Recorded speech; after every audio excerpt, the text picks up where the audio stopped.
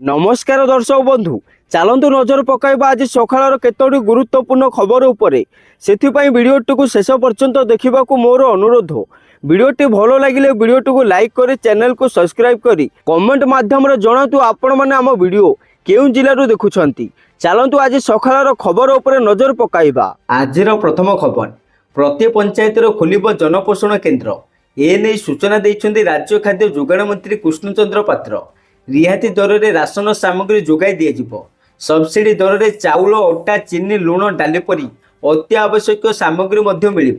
कम दाम रे सबु नित्य व्यवहार्य सामग्री मिलवा कारण साधारण खाउटी लाभवान हेबो बोली मंत्री आशा रखिथिबा कहउछन्ती।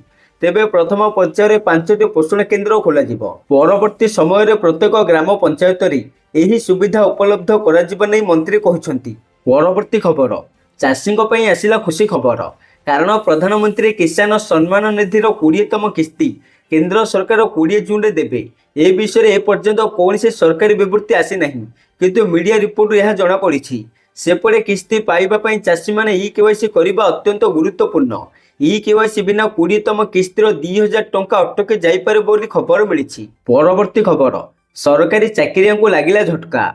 कारण एणिके राज्यर सब सरकारी ऑफिस रे बायोमेट्रिक उपस्थान व्यवस्था को कड़ाकड़ी कर कर्मचारी समानुवर्तिका और ऑफिस रे ठीक समय उपस्थान को राज्य सरकार सर्वाधिक गुरुत्व देउछंती। जो सब सरकारी ऑफिस रे बायोमेट्रिक अटेंडेंस सिस्टम नहीं, सेठरे तुरंत बायोमेट्रिक उपस्थान व्यवस्था करने को कहा जाइछि। ताहा सहित सब विभाग बायोमेट्रिक व्यवस्था कार्यक्षम नहीं सुनिश्चित करने को कहा जाइछि।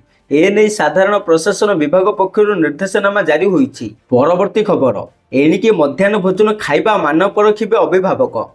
राज्य में आसंता 18 तारिख स्कूल खोलिब। स्कूल खोलिबा पूर्व मध्याह्न भोजन को नहीं सतर्क होइछि राज्य पीएम पोषण यूनिट। शिशु बटिका ठारू 10म श्रेणी जाए पिला मध्याह्न भोजन दिज्व। एणिकी नियमित भावे अभिभावक माने मध्याह्न भोजन खाई मान परखिबे। जेपरि पिला मध्याह्न भोजन गुणवत्ता ह्रास नुहे सेथिलागि ध्यान दिज्व। एसत रोषे सामग्री एक्सपायरी तारीख ठारू आरंभ करी यार मान को मध्य जांच करेंगे प्रधान शिक्षक। एने विद्यालय और गणशिक्षा विभाग पक्षर जिला शिक्षा अधिकारी को चिठी कर। परवर्ती खबर, अल्पके वर्तीगला 156 जन एयर इंडिया विमान यात्री जीवन। कारण थाईलैंड और फुकेट रे एयर इंडिया विमान एआई 379 विमान को जरूरीकालीन अवतरण करने को पड़ी। जून 13 तारिख में यह विमानटी फुकेट नुआदिल्ली अभिमुखे यात्रा करुला बेले एथिरे बोमा धमक मिलता। तेणु पायलट किसी दुर्घटनार सामना करने पूर्व ही यह जरूरीकालीन अवतरण करने को निष्पत्ति नहीं। परवर्ती खबर, मुख्यमंत्री रज भेटी।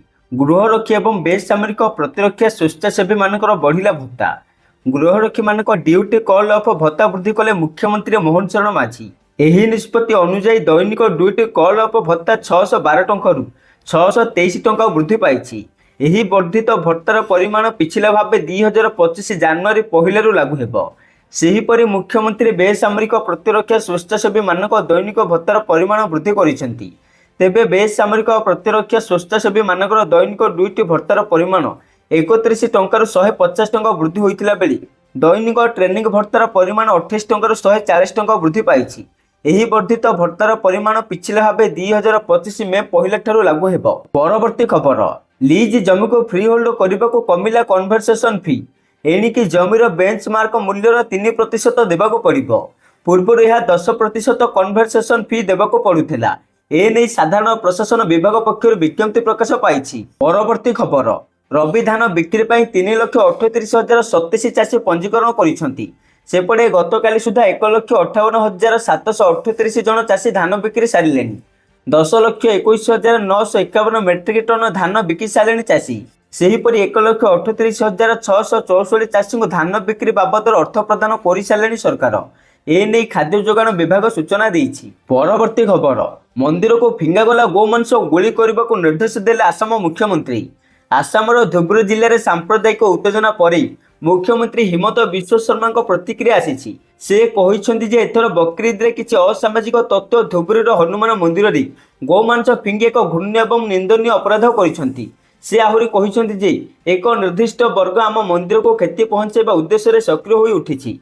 तेणु आमे बेआईन कार्यकलाप देखिले गुली करने को पुलिस को निर्देश देइछु। आउ जदि आवश्यक हुए मो मंदिर को जगेबे कहते आसाम मुख्यमंत्री। परवर्ती खबर, 11 ଜିଲ୍ଲାରେ 3878 କୋଟିର 70ଟି ପ୍ରକଳ୍ପକୁ ମଞ୍ଜୁରୀ ଦେଲେ ରାଜ୍ୟ ସରକାର।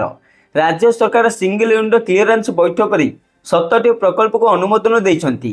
ମୁଖ୍ୟ ଶାସନ ସଚିବ ମନୋଜ ଆହୁଜାଙ୍କ ଅଧ୍ୟକ୍ଷତାରେ ଅନୁଷ୍ଠିତ ବୈଠକରେ ରାଜ୍ୟରେ 3878.86 କୋଟିର ପୁଞ୍ଜିନିବେଶକୁ ମଞ୍ଜୁରୀ ମିଳିଛି। 11ଟି ଜିଲ୍ଲାରେ 70ଟି ପ୍ରକଳ୍ପ ନିର୍ମାଣ ହେବ।